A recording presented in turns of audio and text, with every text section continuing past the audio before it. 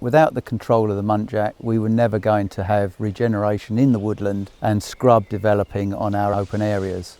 Being in Bedfordshire, we're in the heart of muntjac and Chinese water deer territory. Both species originally escaped from nearby properties. They do provide fantastic sport stalking, which we did for many years. But a few years ago, having met with Restore, we realised that this was unsustainable. The numbers were just far too high. We hadn't noticed the decline in vegetation within the woodland. Bramble cover, for instance, had gone right down. We knew that we had to do something. With the new emphasis on nature restoration, we've taken the big step of culling muntjac and Chinese water deer. The number of deer that we're killing means that we need a good processing plant to ensure that they're treated properly and given the respect they deserve.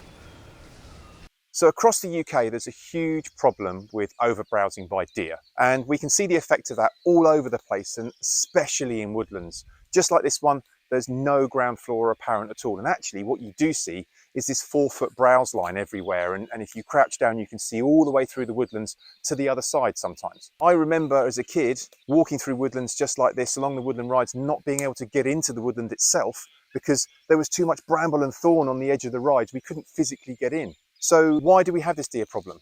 One of the biggest contributing factors is definitely the milder winters that we're having.